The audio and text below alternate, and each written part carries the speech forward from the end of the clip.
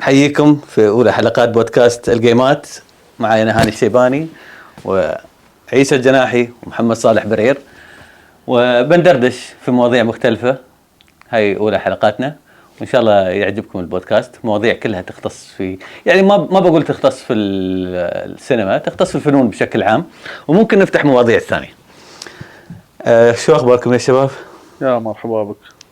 حيا الله عيسى، حيا الله محمد. هلا وبنقلبها الحين باحترام شيء على اساس انه ابو فارس وابو شاكر وابو غازي. طبعا جلستنا بناخذ راحتنا، بناكل بنشرب ونسولف في نفس الوقت، فعادي يعني. شو رايكم؟ شو نتكلم اليوم؟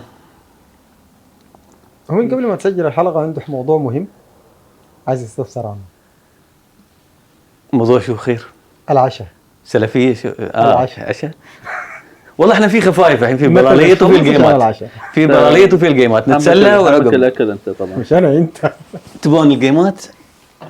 تبون بلاليط ولا تحلون الجيمات؟ لا، خلينا نسولف بعدين شوي شوي نسولف. مو بانك تستوي تقول يوعان؟ لا بس هو كده اطمن خلاص، هو بس عايز يطمن. فشتنا.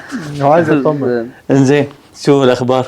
الحمد لله عادي بنتقهوى، خلي الموضوع عادي يعني. بودكاست شي اسم الجيمات يعني فواله يعني، ناخذ راحتنا يعني. ماخذين راحتنا. انزين، كنا تكلمنا نحب نتكلم في موضوع، اتفقنا مع بعض بنتكلم في موضوع يتعلق بالافلام الاماراتيه، اللي هي شغلنا الشاغل واكثر حواراتنا احنا بين بعض نتكلم فيها يعني. وبننطلق من فيديو نزله اخونا محمد الكندي، كندي مان، على حسابه. كان طرح ينزل محتوى. هو تعرفون في الفترة الأخيرة غير محتوى من السكتشات إلى الكلام عن الأفلام. فحلقة من الحلقات شفتوها أنه كان نتكلم عن شو سبب فشل الأفلام الإماراتية. كان هذا عنوان الفيديو ماله، وطرح بعض النقاط وبعض الأسباب. يمكن احنا نحط جزء من الفيديو نشوفه مع بعض، وتكلم عن سبب فشل الأفلام الإماراتية. فإحنا نبغي نطرح الموضوع اليوم للنقاش. هل الأفلام الإماراتية فاشلة فعلا أو فشلت في الفترة الأخيرة؟ وإذا هالكلام صحيح شو الأسباب؟ وشو الوصفة اللي ممكن من خلالها يعني تتحسن الأفلام الإماراتية وتلقى مكانها للنجاح عند الجمهور؟ نبدأ منو حاب يبدأ؟ بالأكبر سنا. تفضل قول. طيب تفضل والله. بنتمشي من أكبر. خلي الموضوع بسيط عادي، دردشة عادية يعني، لا تأخذوننا لقاء تلفزيوني. لا هو موضوع لا السينما الفشل، السينما الإماراتية ما نحدد السينما الإماراتية. طيب احنا لا نبغى نقول هل الأفلام الإماراتية اللي نزلت الفترة الأخيرة ولم تلقى النجاح في دور العرض، هل في مشكلة في الأفلام؟ شو سبب؟ هل فعلا في فشل الأفلام الإماراتية؟ في فشل. طيب، لكن الفشل ما خصصنا السينما الإماراتية. حتى لو كانت أي سينما تانية بيكون في فشل، لأنه في عوامل للفشل. العوامل بتاعت الفشل شو؟ السينما صناعة زيها زي صناعة السيارات، صناعة الهواتف، صناعة المشروبات الغازية، أي حاجة. أنت ما لم تصنع حاجة مرغوبة عند الجمهور بتخسر، فبتعتبر دي تجربة فاشلة. ما لم تصنع حاجة بكواليتي حلوة ومعايير حلوة بتفشل. بتكون عندك جهات ممولة لصناعتك، الجهات الممولة لصناعتك دي بتفقد الثقة ما بينكم، فما بكون عندك تمويل. فبتضطر لأنه أنت بدل تعمل بيبسي مثلا وتعلبه في علب زي دي كده، بتضطر تعمل بيبسي وتعبي فيها أكياس، فما في حد حيشتري منك. زيه زي السينما الإماراتية اللي هي فشلت ليه؟ فشلت لأنه فقدت من وجهة نظري أنا، وأنا نظري ضعيف أصلا يعني، ما تأخذها 100%. الصناعة كصناعة استسهلت بمعنى مين موجود من الشباب حوالينا نجيبه، مين نعمل، مين كده نكتب السيناريو. ممكن يكون في خلل في السيناريو، في مشكلة في السيناريو، نقعد في اللوكيشن نحن نعدل السيناريو ونظبط في السيناريو ونعمل في السيناريو. فأكيد ما حيكون زي ما نديه وقته. جات الفكرة، اتطورت، اتكتب السيناريو، اتعالج، بلا بلا بلا بلا بلا لحد ما وصل التصوير. دي اول خطوه في خطوات الفشل. بعد كده بنجي في البرودكشن نفسه بتاع الفيلم. بتلاقي نفسك انك انت في حاجات كثيره كمخرج بتتنازل عنها. بتتنازل عنها ليه؟ لانه ما عندك انتاج. فانت بتوهم نفسك انه انا والله حاعمل شغل حلو بتاع. لا لا لا، ما حتعمل شغل حلو، لانك انت حتعمل شغل لناس عندها مثلا على التلفون بتاع ابلكيشن بتاع نتفليكس ممكن يشوفوا من خلاله 600 ألف فيلم هو في مكانه. فانت عايز تنافس ال 600 ألف فيلم اللي هي معموله دي، فانت كده فشلت، ما حد حيجي. فبتلاقي نفسك بالفيلم الاول بالفيلم الثاني انت فقدت الثقه ما بينك وما بين الجمهور، فبالتالي فقدت الثقه ما بينك انت وما بين الناس اللي ممكن تمولك، ولكن شغفك وحبك خلاك مستمر، خلاك بتتغاضى عن الحاجات دي، عن الفشل. انت ما شايفها فشل، فانت في كل مره بتجدد نفس الحاجات، بتجدد نفس الافلام، بتجدد نفس البتاع، في النهايه ما حيكون عندك جمهور. تلاقي في الدور العرض نزل فيلم اماراتي، ونزل فيلم سعودي، ونزل فيلم سوداني، ونزل فيلم هندي، ونزل فيلم امريكي، ونزلت افلام انمي. كل الافلام دي الناس حتخشها باستثناء الفيلم الاماراتي. ليه؟ لانه انا عارف الفيلم، انا من البوستر بس بقول لك يا اخي البوستر ده فيه فلان وفلان وحيتكلموا عن كده وكده، يا ابوي خلينا نشوف غيره. يعني المشكله في استسهال الانتاج بالضبط. وتقديم افلام مو مصنوعه بشكل جيد، بالضبط. وبالتالي الناس تقارن بينها وبين الافلام الاخرى بالضبط. الموجوده في السوق. وانت انت كصانع للفيلم مو منتبه لهالنقطه. بالضبط. او ما عندك خيار ثاني ومصر على الاستمرار، فتعمل الفيلم بنفس الكيفيه اللي فيها مشاكل، وبعدين تتفاجئ ان الافلام فعلا ما حد يحضرها. في مشكله ثانيه كمان، انه انا يعني هو كيف انا اعمل فيلم بيكلفني مبلغ وقدره وخد في حساباتي انه الفيلم ده حيتباع وينجح ويحقق لي مكاسب اكبر. فدي غلط، دي حسابات تجاره وصناعه، غلط الحاجه دي. فبقوم بقول لك يا اخي خلاص، انا طالما الناس ما بتدخل انا كده همي بقى ربحي، انا خليني اعمل فيلم بمبلغ قدر كده بس، وحينزل حيتباع وين ما عارف بتاع حيجيب لي نفس تخطيطي نفس خسارتي، يعني يا دوب اتكلف. فده هنا الفشل بيعاني، ده هنا الاصرار المكابره في انك انت تعمل. انت ليه ما تصير انك يا اخي انا الفيلم ده مثلا جا الورق قريته حلو، قعدت طورت النص، عملت كل حاجه. طيب الفيلم ده انا عشان اعمله انا محتاج على الاقل يا جماعه $1,000,000. $1,000,000 انا حطلع فيلم محترم اللي هي مثلا 3 مليون درهم، خلينا نقول 3 مليون درهم. انا حطلع فيلم محترم وحيطلع فيلم وفعلا حيطلع محترم صح. اول واحد حيعمل الفيلم ده حيفشل، وتاني واحد ممكن يفشل، ثالث واحد حينجح.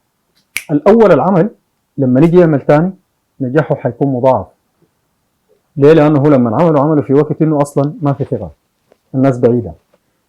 ففي الثاني الناس سمعت انه الافلام بقت حلوه، الناس حتجي. ففي الثالث الناس سمعت لا والله الافلام بقت واو، رجعت الثقه للجمهور. الاول العمل الفكره اوريدي الناس كانت عارفه انه عمل، فحيجوه احتمال ضعف الناس الجات فحيكسب. لكن ما في حد بيغامر في الصناعه. انا مستحيل امشي هسه السودان في الوقت ده عشان اعمل مثلا صناعه بتاعت سيارات مثلا بقياده ذاتيه في الوقت ده، بيكون غباء مني. هو نفس الغباء بتاع انك انت حتجي تعمل فيلم ومستني منه مكسب، لانه يعني زي ما قلت لك في بدايه كلامي هي صناعه بمختلف شكل الصناعه. شنو نوع الصناعه؟ يعني انت الحين قلت السبب في ان الانتاج ضعيف. بالضبط. تقديم افلام بانتاج ضعيف، فالناس والورق، الاستسهال بيبدا من الورق، من السيناريو نفسه، من القصه. لان اذا هو صح هو جزء كبير، لانك انت اذا اقتصرت المشكله في الانتاج، ترى في افلام انتاجها كبير وتفشل، وفي افلام انتاجها بسيط جدا وتنجح.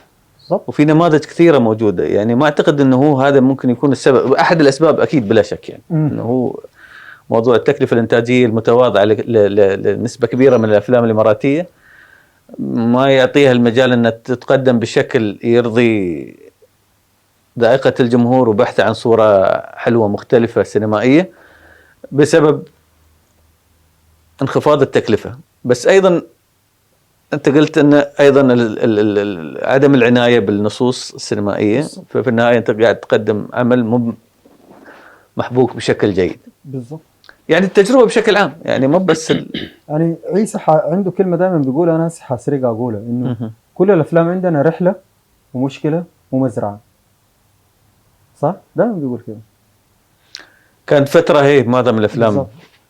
فما في أفكار، مش ما في أفكار لأنه الناس ما عندها فقر إبداعي، لا، لأنه في استسهال. احنا كندي في الفيديو اللي شفناه اليوم تكلم جاب مثال مسلسل الحبار، وتكلم عن ان اللغة الكورية مش متداولة عالميا ونجحت، فليش احنا عرب او الاماراتيين لهجتنا ما تنجح. ترى اول شيء فكرة الحبار فكرة غريبة، صح ولا لا؟ هاي بداية، بعدين بنشوف موضوع اللغة وموضوع الفكرة. معظم افلامنا شبه مقتبسة من افلام ثانية متحولة الاماراتي ومع اوضاع اللهجة والافكار كذا.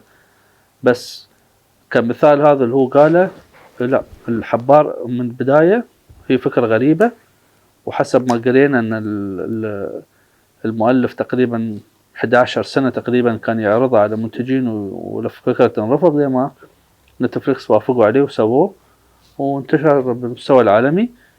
طبعا اصلا الحين الدراما الكورية والافلام الكورية الحين في عزهم يعني عالميا، هالكلام كان مو موجود من 15 سنة، فهذا بعد ساعد. اي بس مو بكل يعني في كثافة عالية الحين للافلام والمسلسلات الكورية موجودة على المنصات والناس تشاهدها بشكل كبير، بس مو بكل الاعمال نجحت بالقدر اللي نجح بلعبة الحبار. يعني لا هو يعني قصدي تحديدا يوم قال حبار هو ترى يعني مثال حبار فكرة جديدة خذت فرصتها في منصة عالمية وناس شافوها وحبوا الفكرة. بس هاي يعني ممكن تكون استثناء، نجاح مدوي يعتبر استثناء يعني، بس احنا نتكلم عن الافرج الاعمال بشكل عام، يعني ما بنتكلم عن في اعمال عندنا نجحت ووصلت وجابت ايرادات عاليه جدا وكانت طفره. صح. عندنا افلام ضحيه في ابو ظبي، عندنا افلام فيلم هجوله، عندنا مؤخرا فيلم كيف تسمعني اجب. هاي افلام حققت ايرادات ضخمه. ليه؟ مع انها ايضا اغلبها مو ذاك الواو ككواليتي صوره، سيناريوهات ضعيفه، ولكن نجحت في مرحله من المراحل. نجحت وربحت ارباح هائله يعني، بس العمليه ما تكررت. عارف نجحت ليه؟ لانه صناع العمل عملوا ريسيرش اول يشوفوا المشاهد عايز شنو بالضبط.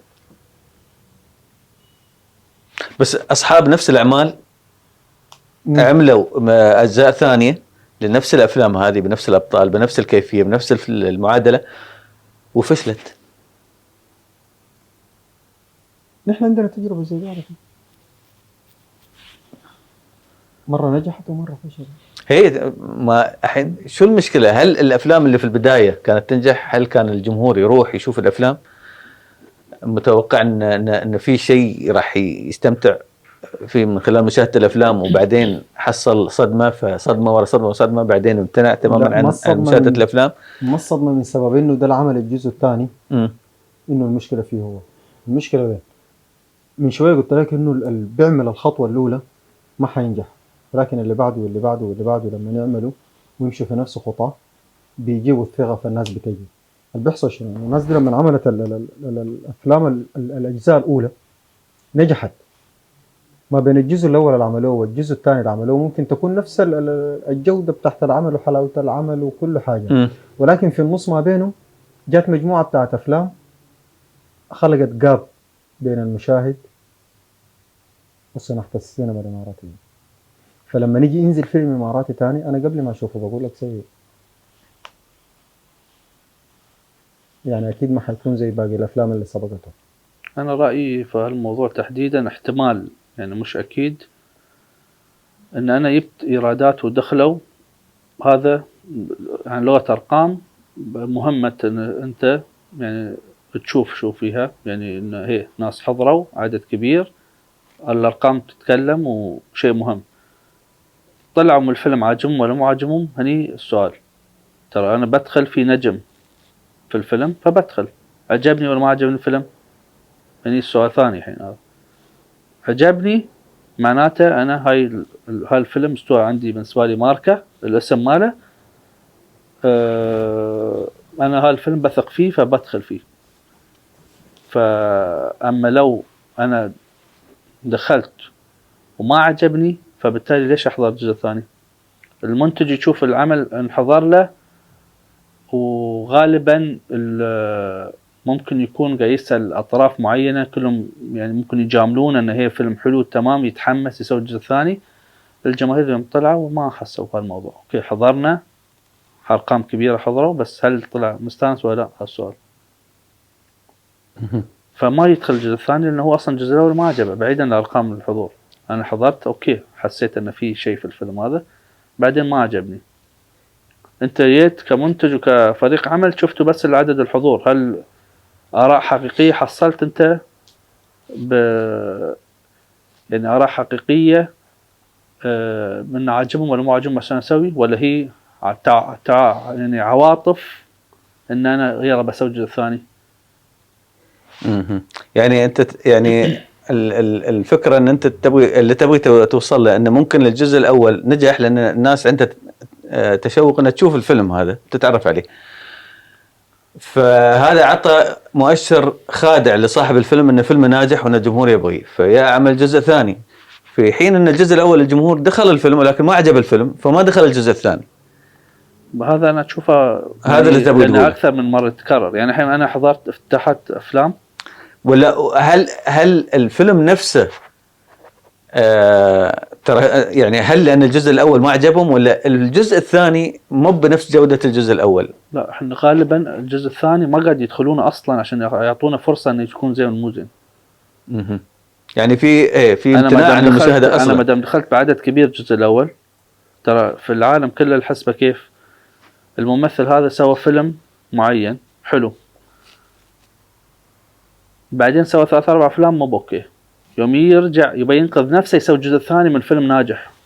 لاحظتوا هالموضوع في العالم صح؟ يحضرون له لانهم يعتبرون ان هالفيلم ناجح فهذا متميز في الموضوع فيحضرون له.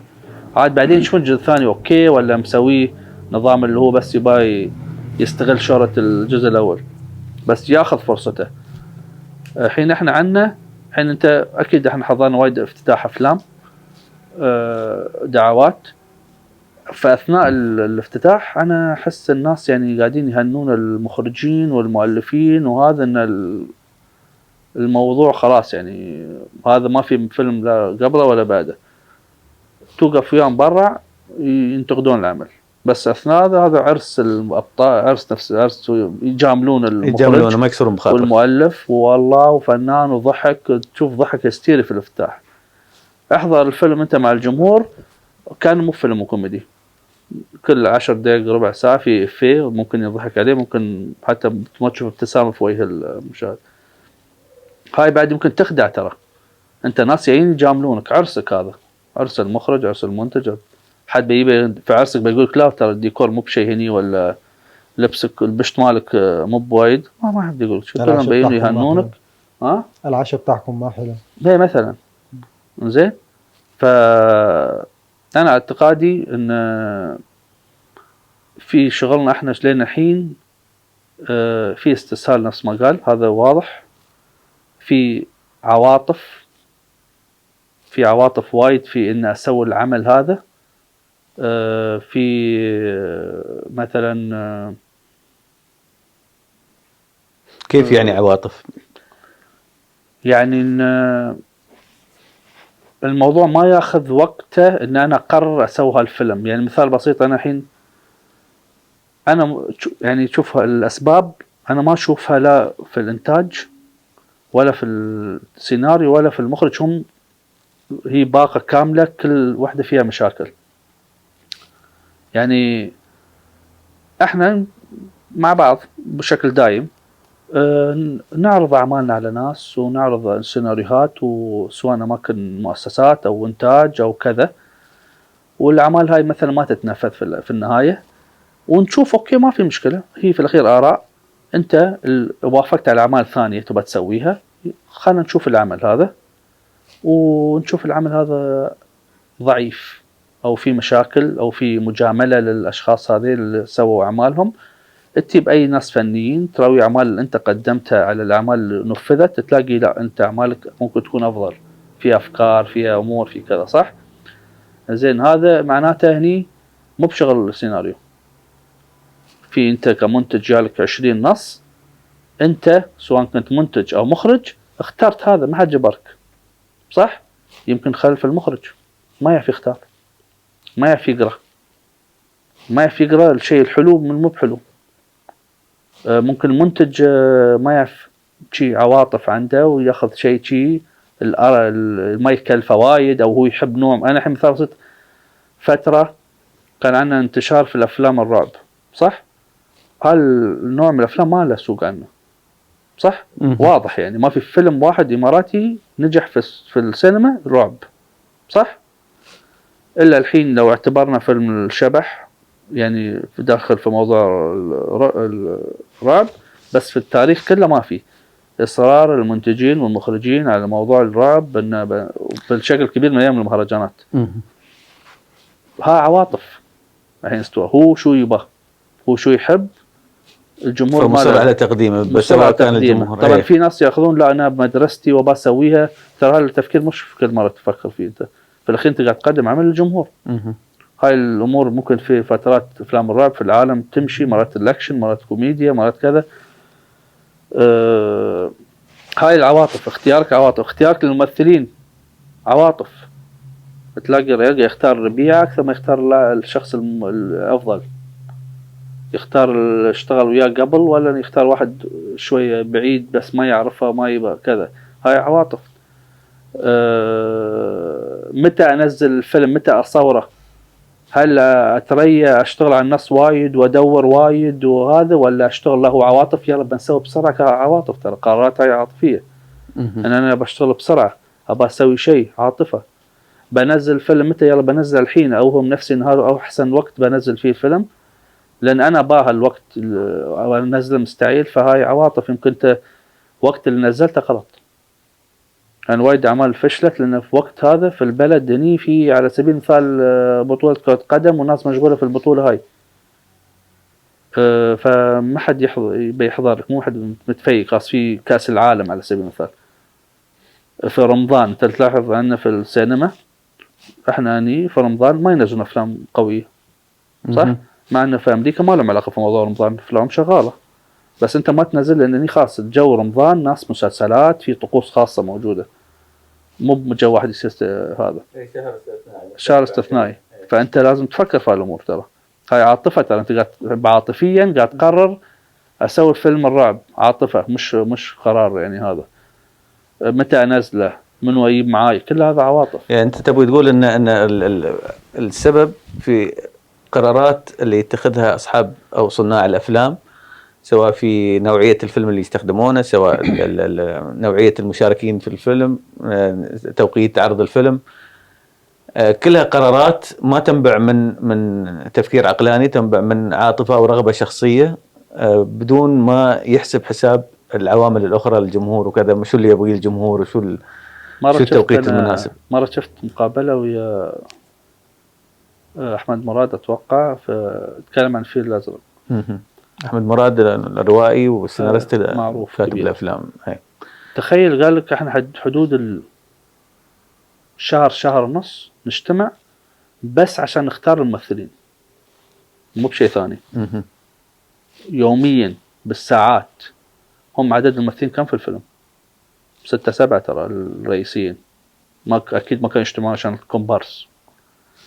أنت 6-7 شهر ونص، ما دي كم جالس يومين بالساعات تختار الممثلين وترشح وتقول وكذا، وبعدك ما فاوضتهم. يعني مو تقول لي ناس رفضت ولا لا. احنا هالموضوع عنا يعني أنا شفت أحد الأفلام الإماراتية ما نجحت طبعا، المؤلف قاعد يتفاخر في اللقاء أنه هو خلص الفيلم كتابته في 45 يوم، قاعد يفتخر 45 يوم و 47 يوم، يعني في الأربعينات.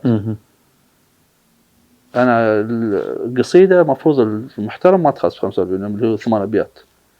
فتخيل واحد يقول أنا قاعد أختار ممثلين 7 في شهر ونص يوميا، قاعدين نجتمع ب6 7 ساعات يوميا، 6 7 ساعات عشان 7 أشخاص. هني تشوف أنت الحين يمكن أنت بعد عندك تجربة مع بعض الشركات الكبيرة اللي هم النص هذا كم خذ وقت لما قالوا لك الحين جاهز النص، كم لجنة، كم شخص، كم كذا، صح؟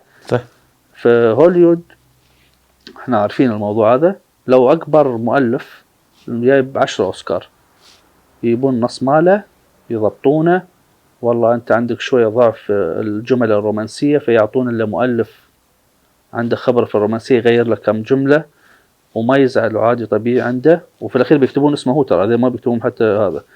وفي الأكشن ما دي شو في كذا، لأنه هو أكيد في المؤلف أكيد ما عنده المام بكل شيء، هو بيكتب إنه في مشاجرة بس ما بيكتب تفاصيل، في ناس مختصين ف يضبطون الموضوع سنة ونص 2 لما يقول له تفضل سوي الفيلم الحين، هذا مؤلف مكسر الدنيا. انت هني نفس الشيء ترى، انا يالي نص المنتج والمخرج والممثل البطل من اول جلسة السلام عليكم. حتى في افلام انا اللي اعرفها ان ما حتى حاولوا يشوفون افلام ثانية، يعني هو اول فيلم يالهم يلا بنسويه، هذا عواطف واستسهال. وحسيت انا بعض الاوقات ان يعني تكرار الاخطاء، ان بعض الصناع عنا مش هامنا النجاح اصلا، يعني هو يبي يسوي اعمال وخلاص، مش مجرد انه يبغي يعني انا موجود في الساحه، يسوي نفس الشيء ونفس الطريقه ونفس الامور ومبهم منه ونفس الطقوس مالته وقاعد ينزلها واللي بعده واللي هاو شغالين. احنا هني عندنا تقدر تقول ان عندنا 3 فئات من الافلام، يعني فئه A وB وC، ألف وباء وجيم. فئة ألف أفلام عالية التكلفة جدا و3 و4 صناع عندهم القدرة على الحصول على ميزانيات عالية وتنفيذ أفلام بمواصفات فنية عالية تشبه الأفلام الموجودة عالميا. هم 3 و4 مخرجين، وفي شركات معينة كذلك تتعاون وياهم وتساعدهم في أن يقدمون أفلام، بس مش بالضرورة تنجح جماهيريا، لكن في النهاية مستواها عالي ومصروف عليها بشكل جيد. وفي بأفلام مصروف عليها بشكل متوسط، جودتها جيدة بس مو بعالية، وهي يعني إذا نقدر نقول مثلا 20% في الفئة ألف، 40% في الفئة باء، وتتراوح نجاحاتها. بعد في أفلام لها نجحت بشكل كبير وفي أفلام ما نجحت نهائيا، وفي أفلام من الفئة سي اللي هي ميزانيتها جدا قليلة. يعني إذا احنا نعرف خفايا الصناعة، فنعرف إن في ناس تشتغل بميزانيات جدا قليلة ما بتتخيل، يعني في أفلام ما تتجاوز 100-150 ألف درهم، اللي هي ما تعتبر ميزانية أصلا، لكن في ناس تقدر تنجز أفلامها بهالميزانية، ولكن في النهاية المنتج ما يطلع بالكواليتي، فها ممكن تقدر تقول عنه بالفئة سي. يمكن نجحت تجربة أو تجربتين منها، لكن أغلبية الأفلام هذه ما تنجح، لكن صناعها مستمرين ومواصلين. أنا ما بقدر أقول أن يعني أغلط أي صانع من الصناع في أي فئة، كل واحد على حسب المتاح عنده. يعني أنا أتفهم، أنا بأحد صناع الأفلام، وأتوقع أنا ممكن الأفلام اللي اشتغلتها ما تتراوح ما بين السي والبي، يعني ما وصلت لمرحلة النهائية، كل أفلام ميزانيات معقولة لأن هذا المتاح عندي. أتمنى أني أسوي فيلم بميزانيات أعلى، ولكن هذا المتاح ما أقدر، حتى وما عندي يعني حد ينتج لي مستعد أن ينتج فيلم بميزانية عالية في ظل السوق الموجود. الأفلام اللي هي من الفئة A مثل ما يقولون وانتجت، وأغلبها ما نجحت وما حققت، بالعكس يعني ما حققت حتى 20% من تكلفتها. ولكن الشركات اللي قدمتها يعني ما عندها مشكلة، او الجهات اللي قدمتها ما كان عندها مشكلة في الربح المالي، كان عندها اهداف معينة من تقديم الفيلم، او كانت حساباتها خاطئة ولكن ما تأثرت ماديا. اللي ابغى اوصله انه على مستوى العالم من خلال التجارب اللي احنا شفناها، شفنا وايد افلام بتكلفة خيالية عالية لكن فشلت فشل ذريع لان الجمهور ما تقبلها. وفي افلام نجحت نجاح خيالي مع ان تكلفتها جدا ما تجاوزت، كانت ال20 و 30 الف دولار، افلام عالميه انتشرت انتشار عالمي لكن كانت تكلفتها جدا قليله، لكن نجحت نجاح كبير. وفي منها سووا منها اجزاء 3 و4 اجزاء، لكن نجحت، الجمهور تقبلها. فانا من وجهه نظري يمكن كلامكم صح احد الاسباب، لكن السبب الحقيقي في اني انا مو بقادر اسوي شريط سينمائي 1.5 ساعة يخلي الجمهور يدخل فيلم ويستمتع فيه. اذا انا قدرت ايا كانت الميزانيه المتاحه عندي يعني انا اسوي فيلم يخلي المشاهد يشوفه ويستمتع فيه ويطلع مستانس، في هالحاله الفيلم بينجح. يعني المشكله ان احنا مو قادرين نوصل لهالمرحله ان احنا نسوي فيلم، او الاغلبيه اغلب الافلام الموجوده ما تحقق تجربه المشاهده الممتعه او المرضيه للجمهور، فبالتالي يطلع مو مرتاح فما بيكرر التجربه مره ثانيه. هاي وجهه نظري انا الشخصيه. انا عن نفسي انا الصراحه الانتاج انا اشوفه اخر شيء، اخر سبب. هذا اخر سبب الانتاج، يعني لو بتحط الاسباب اخر سبب هو الانتاج. وانا احترم فئة سي هذا اللي تقول عنهم يسوون، لان هذا على الاقل اختار انه يسوي، ولا انه يقعد يحط ايده على خده ويقول انا ما عندي وما عندي. لان في الاخير ان حد يجي لك ويقول لك سو، تراها مو بايدك. انت ممكن تدق بيبان وما حد يسمعك ولا حد يسوي لك سالفه. وحتى هالموضوع انت الحين قاعد تقول لي في شركات قاعد تدفع ملايين ومبهم منهم ان العمل ينجح لاسباب معينه، ترى انا مو بذنبي هذا. هو الرجال ممكن بعد نفس الشيء، ترى عنده مخرج ربيعه فبيعطيه ملايين، عمل نجح، وفي مخرج كفؤ في مكان ثاني وما يحصل اي فرصه، هو شايفنه ويعرفه، مجاملات وعواطف وكذا وصاروا سووا. بس في الاخير انت تحب السينما وشغال في السينما، وهالعمل السينمائي عمل جماعي، فبالتالي انت تحتاج مجموعه وياك، والمجموعه والاشياء هاي تحتاج مصاريف. اني انا اسوي شيء على قدي واجرب واسوي افضل من انا قاعد بال20 سنه و15 سنه اتريى دعم سواء من جهه حكوميه او خاصه، وهالموضوع مو بايدي. انت يعني المجال هذا ما في له يعني مسلطين الضوء عليه في المجال نفسه، يعني ما مسلطين عليه الضوء ان انت تحس الموضوع سهل انك انت تنتج. شو اسوي؟ انا عندي شغف في الانتاج، شو اسوي؟ اقعد اتريى سنه سنتين 20 سنه يمكن ما يتعدل الوضع. لا، انا اسوي شيء على قد امكانياتي.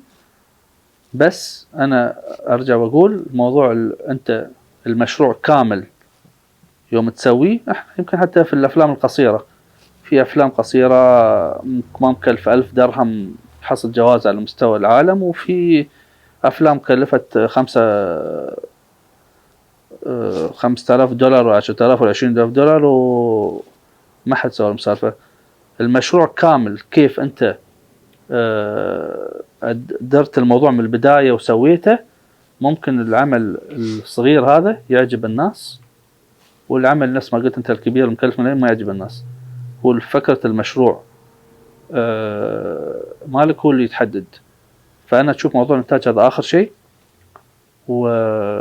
بس أهم شيء إن أنت ما تقول أنا بسوي بميزانية قليلة وبسوي أي شيء. لا، حاول إنك تسوي شيء إن أنت تتطور وتوصل لمرحلة فنيا على الأقل أنت جمهورنا يجيلك ترى مو بيدك ترى، بس أنت فنيا اللي يشوف العمل عطاك فرصة يطلع ان انت على الاقل العمل صح. يعني احنا مرة تكلمنا في موضوع ان حتى في امريكا من كل 10 أفلام يمكن فيلم ينجح، وهم عندهم كل شيء متوفر الميزانيات ومحترفين صح. بس على الأقل يوم تدش الفيلم هذا اللي ما نجح ما تشوف فيه أخطاء، هو الفيلم مو حلو، ما عجبني، قصة مكررة كذا، بس ما في مشاكل، فيلم بس اللهم مو حلو، ذوق أنا ما عجبني. بس أنا أدش أشوف أنا في مشكلة في الإضاءة، في ممثل معي، في ممثل موجود، في ممثلة ما أدري شو، في نبون نستغل شهرة واحد من المشاهير هو ما في يمثل، مدخلين الفيلم موسيقى مو مضبوطة، زين انت دخلت في موضوع أخطاء، فما دخلنا في موضوع أخطاء يعني مو موضوع فيلم مو حلو، انت الحين شغلك مو بروفيشنال ستور. ف أنا رأيي إدارة العمل، أنا تم 2-3 أشهر على فيلم أسويه بشكل مضبوط، ولو بعد كل هذا ما نجح أنا على الأقل اجتهدت وسويت اللي علي وخذ الموضوع وقته. وفي بعض الأفلام ترى في وقتها ما تنجح، بس ممكن بعد 5-6 سنوات تحقق نجاحات. بس في مؤشرات يعني انت انا بكم من تجربتي الشخصيه، انا اخر فيلمين سويتهم عباره عن كان خلك شنب 1 وخلك شنب 2، يعني جزئين. الجزء الاول نجاح جيد، وحسيت بالنجاح هذا من لحظه اول عرض عرضته. كان معي الاثنين المنتجين علي المرزوقي وعامر سلمين، اول مره شفنا الفيلم مع بعض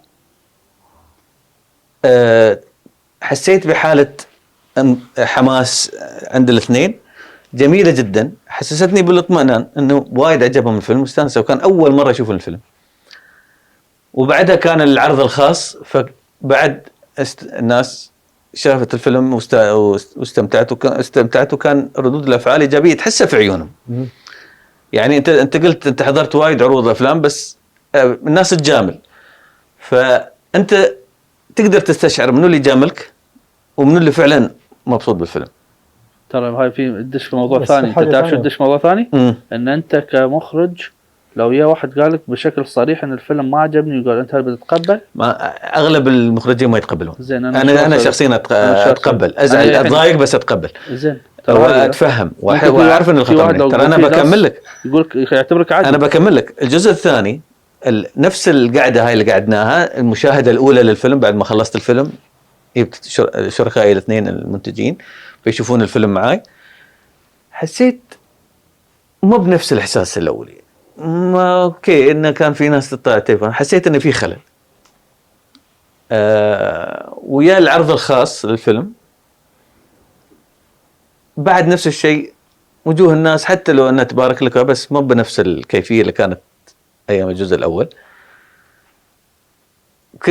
كنت حاسس ان في شيء غلط، بس يعني مو قادر امسك. انا داخل في اجواء الفيلم وشغال، وكانت اجواء الفيلم جميله، وبذلنا جهد اكبر من حتى اللي بذلناه في الجزء الاول، وكان في شغل اكثر في ميزانيه اكبر.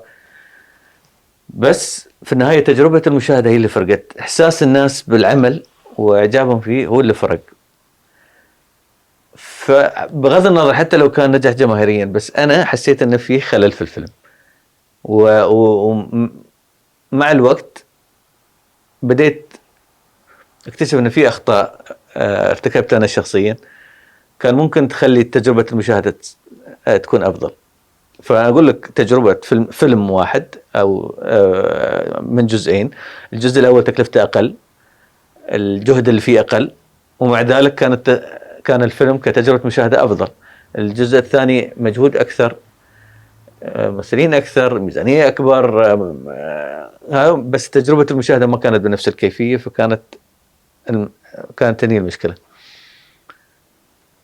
في افلام عالميه بذكر لكم مثلا، يعني في افلام مو ما كلفت، مثل سيرشنج مثلا، ما تصور ولا كاميرا، كل اعتماده على السكرين شوت من تليفونات، من كمبيوترات، من كاميرات مراقبه، بس جمعها في قصه بشكل مثير ومشوق، خلى تجربتك انت في المشاهده ما تحس ان الفيلم هذا ما تصور.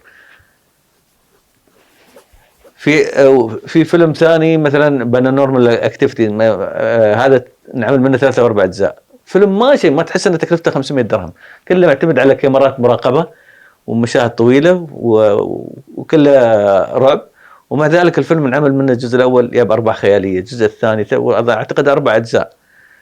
بعد كان في قبله فيلم متكلف $24,000 وياب فوق ال $100 مليون اسمه بلير واتش بروجكت. تصور بكاميرا سينمائيه قديمه وكاميرا فيديو هاندي كام، والممثلين نفسهم هم اللي يصورون، وممثلين مو معروفين، بس عمل حاله معينه خلى الناس تستانس وتدخل الفيلم وتضرب عليه. فهي انا ارجع لوجهه نظري ان العمليه هي ان انت مو بقادر تسوي فيلم جيد، مش فكره الميزانيه. الميزانيه تفرق في ان الصوره شكلها احلى، انك انت كواليتي نفس كواليتي الافلام، يعني للوهله الاولى يجذبك الكواليتي، لكن في النهايه تجربه المشاهده تضايق. يعني انت احسن كواليتي تشوفه في الافلام الهنديه من الوان، من صوره، من امكانيات، لكن في افلام ومصروف عليها وجهد كبير في ترغيب، بس في النهايه تطلع مو مرتاح. لانه في استسهال حصل من اول ما اخترت انت كمخرج الورق بتاعك اللي حتشتغل عليه، في استسهال. بعدين في شيء ثاني زي ما قال لك اول ورق جاك خلاص يلا. يعني مثلا أعطيك الاستسهال والعواطف، في شيء مهم ها على المدى البعيد أنت تتأثر فيها. كل شخص في أي مجال مفروض عنده حوالينا ناس سواء من المجال أو ربعه أو أهله يثق في آرائهم ومستشارينه بشكل أو بآخر، يعني مش بشكل رسمي بشكل بآخر. يوم توصل لمرحلة أنت كمنتج أو مخرج أو مؤلف أو أي كان، حتى هذه أنت ما ترى، يعني ما تأخذ بآرائهم وتعتبر نفسك أنت أحسن منهم في الفهم، وما في حد في العالم إلا يعني يوم بيستشير وايدين لو عنده رأي أيدوه طبعا ما يجاملونه، أكيد بيعزز من موقفه. ولو قالوا له لا هذا مو تمام، ليش ما تسوي، ليش ما تأجل أي فكرة، وخذها بأن هذيل بعد لهم رأيهم، يعني مش شرط تسمع كلام، بس في الأخير بعد ما يسوي إنه طاف، يعني اللي هو ما يسمع كلام حد غير نفسه، هاي بعد تضيع أي حد ترى. لأن في الأخير إحنا أي مخرجين في الإمارات مهما سوى أفلام مكلف $5 مليون ولا $100,000 خبرتنا بسيطة، فما ينفع أنا فيلم فيلمين مسوي مهما كانت في نجاح أعتبر نفسي خلاص أنا لا في بعدي ولا قبلي وما بستشير حد وأنا باتشي وفي الوقت الفلاني والطريقة الفلانية، ينصحونا في كذا لا تسوي كذا، يجيب فلان لا تجيب فلان لا تنزل الحين، ما قاعد يسمع غير نفسه. حتى لو قالوا له، يعني هو يتقبل منهم إن قالوا له مثلا أنت غلط في شيء ولا شيء زين، هل بيصلح ولا ما بيصلح؟